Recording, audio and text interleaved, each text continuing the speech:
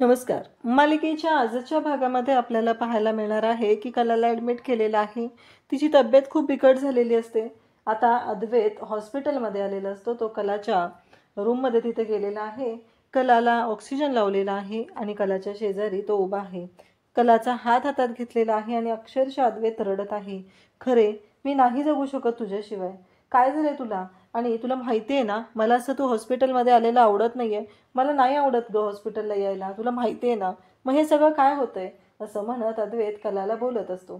तेव्हा मात्र कला आता तिथे कलामध्ये हालचाल जाणवायला लागलेली आहे आणि चांदेकर असं म्हणत ती शुद्धीवर आलेली असते. मग अद्वैत लगेच डॉक्टरांना बोलवून घेतो. डॉक्टर तिथं आलेले असतात. कलाचा धोका टळलेला असतो. सगळं अख्खं कुटुंब तिथं आहे आणि कला त्यांच्याशी बोलत असते. तेव्हा डॉक्टर म्हणत असतात की मला एक सांगा, तुम्हाला कोणती ॲलर्जी वगैरे आहे का? म्हणजे तुमच्या खाण्यात ते आलेलं होतं म्हणून हा सगळा प्रॉब्लेम झालेला आहे, असं डॉक्टर बोलत असतात. तेव्हा मात्र कला म्हणते की हो, मला ब्राझील नटची ॲलर्जी आहे आणि सकाळी मसाला दूध मी पिले होते. आणि ज्या क्षणी कलाने हे सगळं सांगितलेलं असतं त्या क्षणी आता वाट लागलेली असते. ती म्हणजे ती म्हणजे नैनाची. कारण नैनाने कलाला मसाला दूध दिलेला आहे हे सगळ्यांच्या समोर आता रजनी सांगून टाकते. रजनी म्हणते की सकाळी कलासाठी मसाला दूध हे नैनाने बनवलं होतं. आता सगळेजण नैनाकडे पाहत असतात, कारण नैनाला ऑलरेडी माहिती आहे ना कलाला ॲलर्जी आहे त्या गोष्टीची. मग नैनाने असं का केलं? मग मसाला दूध का बनवलं? हा प्रश्न उभा राहतो आणि अद्वैत मात्र चिडलेला असतो. अद्वैत रागानेच नैनाकडे पाहत आहे. म्हणजे कलाला मरणाच्या दारात ढकलणारी नैना आहे. म्हणजे यावेळेस सुद्धा रोहिणीने कांड केलं आणि या सगळ्यामध्ये अडकली गेलेली आहे ती म्हणजे कला आणि यात सॉरी नैना. कारण रोहिणीने कांड केलं आणि आलं कोणावरती? नैनावरती. आता नैना काय कारण देणार स्वतःचा जीव वाचवण्यासाठी हे आपल्याला पुढे पाहायला मिळणार आहे. पण हा हॉस्पिटलपर्यंतचा प्रवास, नैनाने कशा पद्धतीने दूध बनवलं, ते काय झालं, ह्या सगळ्या गोष्टी आपल्याला पुढे पाहायला मिळणार आहेत. आणि आई अंबाबाईच्या कृपेने कला बरी झालेली आहे आणि आता मात्र सगळ्यांची वाट लावायला ती सज्ज झालेली आहे. तर आजच्या भागाच्या रिव्ह्यूला आपण सुरुवात करूया. इकडे नैना आता किचनमध्ये आलेली असते. नैना किचनमध्ये आहे. नैना तिचं जे काम आहे ते करत आहे. तिला जे सांगितलेलं होतं, काहीही झालं तरी कलाची तब्येत बिघडली पाहिजे, हे तिचं काम आहे. आता त्यामुळं नैना सकाळी उठलेली असते, किचनमध्ये आलेली असते आणि नेमकी रजनी उठते आणि रजनी येते. रजनी तिथं येऊन पाहते आणि ती म्हणते, नैना तू आणि किचनमध्ये एवढ्या सकाळी? तेव्हा ती म्हणते की मसाला दूध बनवते. तेव्हा रजनी म्हणते की मसाला दूध कोणासाठी? नाही, चहा कॉफी पिऊन पिऊन कलाला हे झालं असेल ना, म्हणून म्हटलं कलासाठी मसाला दूध बनवावं. हे ऐकून आता तिथे रजनी उभी असते. रजनीला खूप बरं वाटतं. रजनी म्हणते, खरंच ग, खूप चांगली गोष्ट आहे.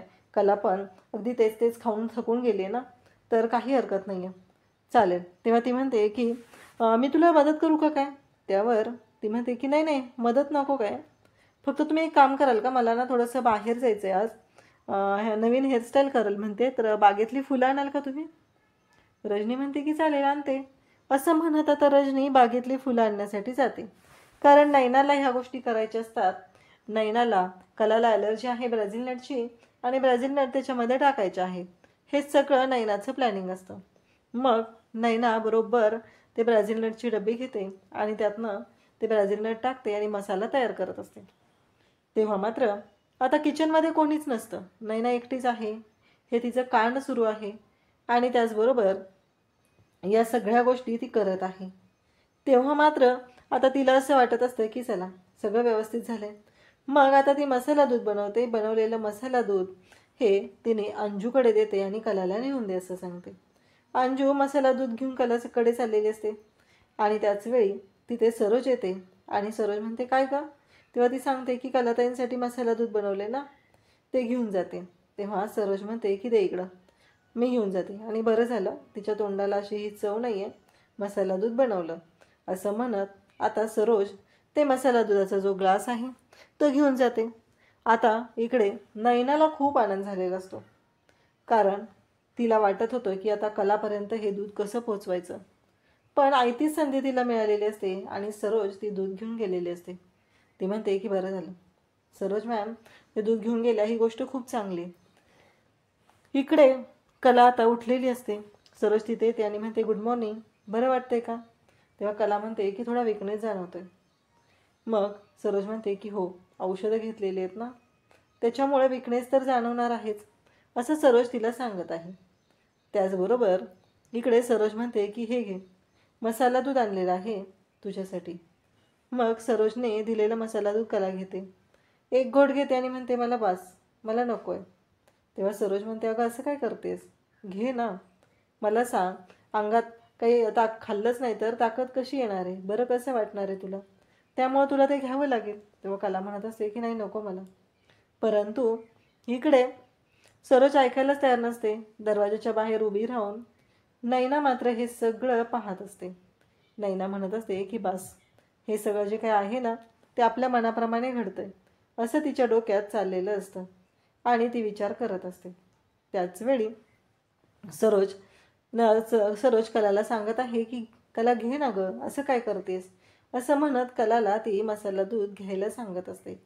कला मात्र म्हणत असते की हो, पण माझ्या तोंडाला चव नाही आहे. तेव्हा मात्र तिला सरोज सांगते की काही गोष्टी ज्या असतात ना त्या औषधं म्हणून घ्यायच्या, असं म्हणत सरोजने इकडे नैनाला सांगितलेलं, कलाला सांगितलेलं असतं की घे ते औषध म्हणून घे, बाकी कसलाही तू विचार करू नकोस, असं सांगितलेलं आहे. आणि मग कला ते मसाला दूध घेते. आणि मग कलाने मसाला दूध तर आता घेतलेलं असतं, त्यामुळं नैनाला भारी वाटत असतं. नैना म्हणत असते की संपणार आता कला, आता माझा डाव यशस्वी होणार आहे, असं तिच्या डोक्यात सुरू झालेलं असतं. आणि त्याचबरोबर तिने म्हणत असते की बरोबर आहे, कलाची वाट लावायचीच आहे. आणि त्या क्षणी कलाला श्वास घ्यायला त्रास होऊ शकतो, घशामध्ये पॅक झाल्यासारखं होऊ लागतं आणि कला डायरेक्ट बेशुद्ध पडते. सरोजला कळतच नाही आहे की काय झालं अचानक. आत्ता तर ही बरी होती, मग अचानक काय झालेलं आहे, हा प्रश्न सरोजला पडलेला असतो. आणि सरोज मात्र ओरडत असते. आणि मग सोहम, रजनी सगळ्यांना हाका मारू लागते. त्या क्षणी नैना तिथं असते. नैना धावत येते, काय झालं सरोज मॅम, असं म्हणू लागते. ती म्हणते अगं बघ ना, कलाला अचानक काय झालं नाही माहिती, ती बेशुद्ध पडली आहे आणि बघ ना काय होतंय, ती उठत नाहीये.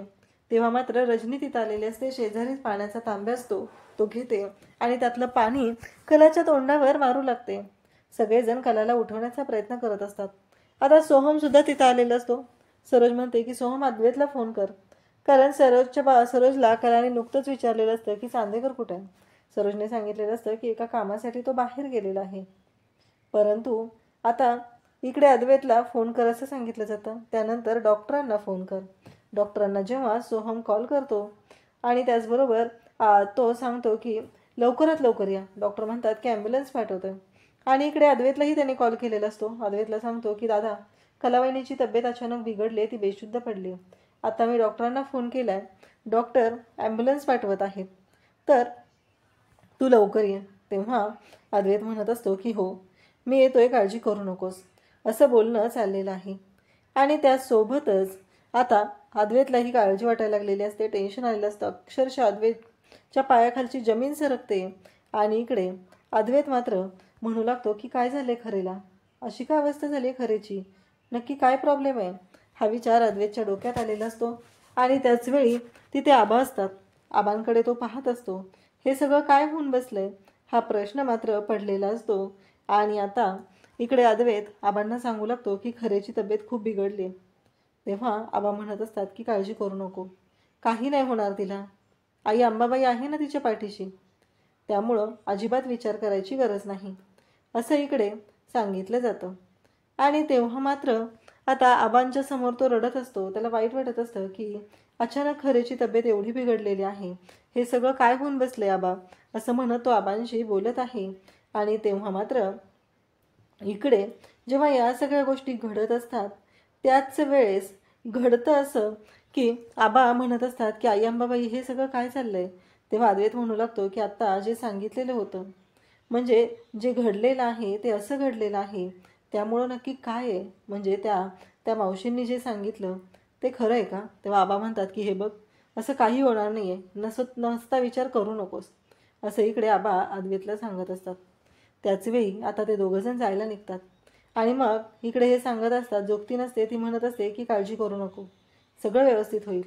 आता ह्या रोहिणीला ऐकायचं असतं की नक्की काय झालेलं आहे, कलाच्या बाबतीत काय झालेलं आहे, किंवा अजून काय लिहिलेलं आहे चांदेकरांच्या आयुष्यामध्ये वाईट, हा विचार तिच्या डोक्यात सुरू असतो. आणि तेव्हा मात्र रोहिणी आता तिथे येते आणि त्या जोगतीनाला विचारते, आत्ता जे आलेले होते ते माझे वडील होते, मी त्यांची मुलगी आहे. मला फक्त जाणून घ्यायचं आहे की नक्की काय झालेलं आहे, म्हणजे असं काय आहे म्हणून ती विचारते. तेव्हा मात्र त्या जोगतिनीला कळलेलं असतं. जोगतीन म्हणत असते की भ्रष्ट आहेस तू, आणि एक गोष्ट लक्षात ठेव, काहीही झालं तरीही हा जो विचार आहे ना तुझ्या डोक्यात तो काढून टाक, अन्यथा सगळं नष्ट होईल तुझं. असं म्हणत जोगतिनीने आता रोहिणीला संकेत दिलेला आहे. आणि जोगतिनीने जणू रोहिणीची चोरी रंगेहात पकडलेली आहे अशी रोहिणीचा चेहऱ्यावरचा रंग उडालेला आहे. तेव्हा मात्र इकडे आता सगळेजण हॉस्पिटलमध्ये आले. संगीता त्याचबरोबर घरातले सगळे बाकीचे सुद्धा हॉस्पिटलला आलेले असतात. तेव्हा संगीता काजलला सांगत असते, एक गोष्ट लक्षात ठेवायची, कलेची तब्येत ठीक नाहीये, काल काय घडले त्यातला शब्दसुद्धा तिच्या कानावर पडता कामा नये. असं म्हणत ती काजलला दम देते आणि तिथंच उभं राहायचं, पुढे यायचं नाही. तिकडच्या बाजूला सोहम असतो म्हणून संगीता बिचारी काजलला सांगत असते. आणि त्याच वेळेस आता ती येते आणि पाहू लागते. इकडे कलाला हॉस्पिटलमध्ये ॲडमिट केलेलं असतं. डॉक्टर ट्रीटमेंट तर करत असतात, पण आता सगळ्यांनाच काळजी वाटायला लागलेली असते. खूप धावत धावत इकडे कलाला हॉस्पिटलला आणलेलं आहे.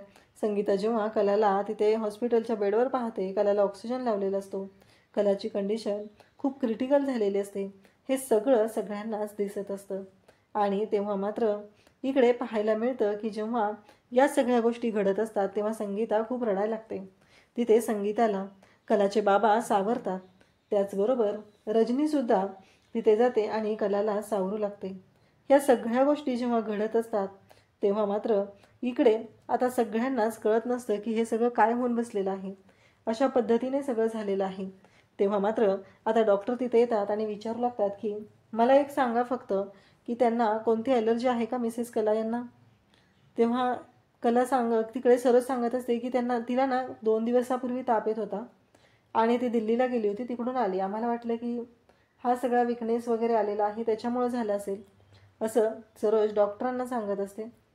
तेव्हा मात्र डॉक्टर म्हणत असतात की हे बघा, आता त्यांची तब्येत कंडिशन खूप क्रिटिकल आहे, आम्ही काही सांगू शकत नाही आहे. वारंवार ताप येण्याने त्यांच्या बाबतीत खूप प्रॉब्लेम झालेला आहे आणि आता त्यांची लाईफ डेंजर आहे, लाईफ इन डेंजर नाव, असं डॉक्टर सांगतात. तेव्हा सरोज म्हणत असते की हे बघा डॉक्टर, काहीही झालं तरीही माझी सून बरी झाली पाहिजे. कुठली औषधं कुठले डॉक्टर मागवायचे असतील तर ते मागवा, त्याच्यासाठी माझी तयारी आहे. अगदी कानाकोपऱ्यातून कुठूनही मागवायची असतील तरीही मागवा, तर आपण ती औषधं सुरुवात करणार आहोत, असं ती सांगत असते. तेव्हा डॉक्टर म्हणतात की हे बघा, कसं आहे माहिती आहे का, मी पेशंटची कंडिशन काय आहे ते तुम्हाला सांगणं गरजेचं आहे, म्हणून मी तुम्हाला या गोष्टी सांगितलेल्या आहेत. पण या सगळ्या बाबतीत आता तुम्हालाच विचार करावा लागणार आहे. हे सगळं जे काय आहे ते क्रिटिकल आहे म्हणून सांगितलं आहे. संगीता मात्र खूप खूप रडत असते. संगीता म्हणत असते की नाही, काहीही झालं तरीही माझ्या कलेला काही होता कामा नये. डॉक्टरांनी हे सगळं सांगितल्यानंतर मात्र आता धक्का बसलेला असतो आणि सगळं कुटुंब जे आहे ते विचार करत असतं. आणि इकडे सरोज सगळ्या गोष्टी सांगत असते, काय काय घडले, कलाच्या बाबतीत काय काय झाले हे सगळं सांगत असते. तेव्हा डॉक्टर सांगत असतात की हे बघा, आमचं काम आहे पेशंटची कंडिशन कुठली आहे, आत्ता त्यांना काय होतं आहे, या सगळ्या गोष्टी तुमच्यापर्यंत पोहोचवणं, आणि तेच आम्ही करत आहोत. बाकी आम्ही दुसरी कुठलीही रिस्क घेत नाही आहे. फक्त मला तुम्हाला एकच सांगायचं आहे, जेव्हा त्यांना ताप आला होता तेव्हा जर तुम्ही त्यांना हॉस्पिटलमध्ये आणलं असतं तर आज ही वेळ त्यांच्यावरती आली नसती. कारण या सगळ्या गोष्टी ज्या घडलेल्या आहेत त्या तुम्हालाही माहिती आहेत. कारण ह्या सगळ्यामुळे जे परिणाम होत आहेत ते त्यांना भोगावे लागत आहेत. तेव्हा मात्र आता सरोजला धक्का बसलेला असतो. सरोज विचार करत असते की नक्की काय झालंय, म्हणजे डॉक्टरांना नक्की काय म्हणायचं आहे. आणि इकडे ती म्हणते की सोहम, अद्वैतला फोन कर आणि कलाच्या कंडिशनबाबत सांग. तेव्हा सोहम मात्र अद्वैतला कॉल करू लागतो. अद्वैत गाडी चालवत असतो. आबांना सांगतो की कॉल रिसीव करा. आबा कॉल रिसीव करतात, स्पीकरला टाकतात, कारण अद्वैत घाईत निघालेला आहे. तेव्हा मात्र आबा म्हणत असतात की अद्वैत काळजी करू नकोस. इकडे सोहम सांगत असतो की दादा तू लवकर ये, कलावणीची कंडिशन खूप क्रिटिकल झालेली आहे असं डॉक्टरांनी सांगितलंय, तू लवकरात लवकर ये. जोपर्यंत तू येणार नाही तोपर्यंत इथे मला नाही वाटत सगळ्या गोष्टी व्यवस्थित होतील, असं इकडे डॉक्टरांनी सांगितलेलं आहे असं तो सांगू लागतो. तेव्हा मात्र अद्वैत म्हणत असतो की हो पोहोचतोय मी, असं अद्वैतनं सांगितलेलं आहे. तेव्हा मात्र इकडे डॉक्टर ज्या पद्धतीने बोलत आहे त्यामुळं घरातले खरं तर सगळे घाबरलेले आहेत. सोहम सांगत असतो की हो दादा पोहोचतोय, मी त्याला कॉल केलेला आहे. आणि मग इकडे रजनी असते, ते सगळेजण बोलत असतात. आणि त्याच वेळेस घडतं असं की रोहिणी निघालेली असते. रोहिणी म्हणत असते काय चाललंय हे सगळं, आपल्याला ना त्या गाडीला ओव्हरटेक नाही करायचं, आपल्याला पुढे जायचं आहे. पण ती जी गाडी आहे ना त्यांना दिसता कामा नाही. आणि इकडे सरोज सगळ्यांना विचारू लागते की आपण सगळेजण इथे आहोत, मग रोहिणी कुठे आहे, म्हणजे रोहिणी दिसलीच नाही आहे मला इथं आल्यापासून, आपण ती कुठे गेली असं म्हणत ती रोहिणीला कॉल करते. रोहिणीला कॉल केल्यानंतर मात्र आता गोष्ट घडते ती म्हणजे इकडे जेव्हा हे सगळं चालू असतं तेव्हा मात्र रोहिणी घाबरलेली असते. गाडीत असते, गाडी थांबवायला होते डॉक्टरला, साईडला ड्रायव्हरला गाडी साईडला घे आणि मग बोलायला सुरुवात करते. ती म्हणते अगं माझ्या मैत्रिणीकडे आले होते मी, जरा काम होतं ना तिच्याकडे, जरा सिरियस कंडिशन होती त्यामुळे मी इकडे आलेले. ते ड्रायव्हरला म्हणते की आपल्याला फास्ट जायचं आहे, हॉस्पिटलला जायचं आहे आणि त्या गाडीला ओव्हरटेक न करता आपल्याला जायचं आहे असं ती सांगत असते. मग इकडे रोहिणीला सुद्धा सरोजने सांगितलेलं असतं की कलाची तब्येत बिघडलेली आहे आणि कलाच्या बाबतीत जे काही घडलेलं आहे ते सांगितलेलं असतं. रोहिणी मात्र आता तयार झालेली असते. रोहिणीच्या डोक्यात फक्त एवढंच आहे की लवकरात लवकर जायचं आहे. कलाची तब्येत बिघडण्याला खरं तर रोहिणीच कारणीभूत आहे, पण आता स्वतःच्या अंगलट काही येऊ नये म्हणून तिची ही सगळी नाटकं चाललेली असतात. आता ट्रॅफिक लागलेलं असतं आणि नेमकी ट्रॅफिकमध्ये गाडी जी आहे ती येऊन थांबते, ती म्हणजे इकडे आबांच्या म्हणजे अद्वैतच्या गाडीच्या समोर. तेव्हा ती ड्रायव्हरला ओरडते, तुला कळत नाही का तू काय करतोयस, आपल्याला जायचं आहे फास्ट, पण त्यांच्या आजूबाजूला नाही आहे, कोणालाही कळता कामा नाही आहे की आपण इकडे आलेलो होतो असं तिच्या डोक्यात येतं.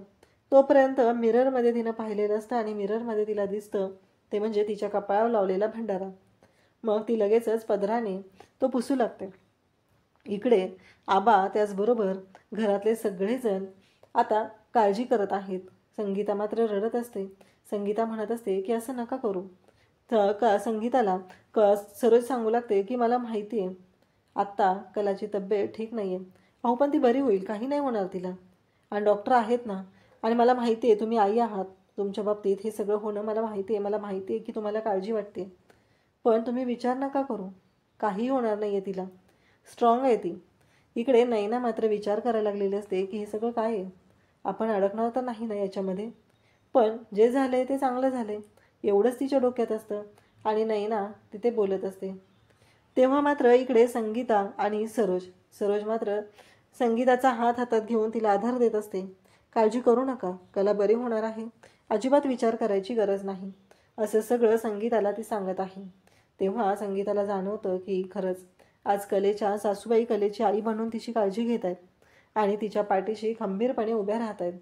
खरंच ही गोष्ट खूप चांगली आहे असं तिच्या लक्षात आलेलं असतं. आणि त्याचबरोबर तिला बरं वाटत असतं की आज माझी कला ही ठीक होणार आहे, तिची सासू आई बनून तिची काळजी घेत आहे. आणि त्याचबरोबर हे सगळं जेव्हा घडत आहे तेव्हा आता कला अजून बेशुद्धच आहे. आणि आता उद्याच्या भागात आपल्याला पाहायला मिळणार आहे की हे सगळं जेव्हा घडत असतं तेव्हा मात्र अद्वैत आलेला आहे. अद्वैत कलाच्या जवळ तिथे रूममध्ये गेलेला असतो आणि कलाला म्हणत असतो की खरे तुला माहिती आहे ना, मला हॉस्पिटलला यायला आवडत नाही आहे आणि तू अशी बेडवर झोपून राहिलीस तर कसं चालेल, सांग बरं मला सांग ना, तू असं काय करतेस. आणि त्याचबरोबर अद्वैत हा बोलत असतो, खरे उठ असं म्हणत तो कलाला जागा करण्याचा प्रयत्न करत असतो आणि कला शुद्धीवर येते आणि चांदेकर अशी हाक मारते. अद्वैतला खूप बरं वाटतं, कला बरी झाली. आणि त्याचबरोबर अद्वैत सगळ्यांना बोलवतो, सगळेजण तिथं आलेले असतात, डॉक्टरांना बोलवतो आणि मग डॉक्टर बोलत असतात. डॉक्टर म्हणत असतात की मला एक सांगा, तुम्हाला कशाची सिव्हिअर ॲलर्जी आहे का. तेव्हा कला सांगते की हो, मला ब्राझील नटची ॲलर्जी आहे. हे ऐकल्यानंतर डॉक्टर म्हणतात की मग तुम्ही काही खाल्लं होतं का. तेव्हा कला सांगते की हां, सकाळी मी मसाला दूध घेतलं होतं आणि त्याच्यानंतर मला त्रास सुरू झाला आहे, म्हणजे त्याच्यामध्ये ब्राझील नट गेलं आहे हे डॉक्टरांच्या लक्षात येतं आणि म्हणूनच कलाला हा त्रास सुरू झालेला आहे. आणि कला मात्र पाहत असते, कारण एवढं सगळं झालेलं आहे आणि या सगळ्या गोष्टी घडलेल्या आहेत. आणि मग त्या क्षणी आता रजनी एका सेकंदाचा सुद्धा विचार करत नाही, सरळ सगळ्यांना सांगून टाकते की कलासाठी मसाला दूध या नैनाने बनवलं होतं. नैनाच्या चेहऱ्यावरचा रंगच उडतो. सगळेजण पाहत असतात कारण सगळ्यांच्या लक्षात आलेलं असतं की हे सगळं करणारी व्यक्ती कोण आहे. म्हणजे कलाच्या जीवावर नैना उठली ही गोष्ट सगळ्यांच्या लक्षात आलेली असते. नैनाचा सुद्धा चांगलाच बँड वाजलेला असतो. अशाच अपडेटसाठी चॅनलशी कनेक्ट राहा. थँक्यू.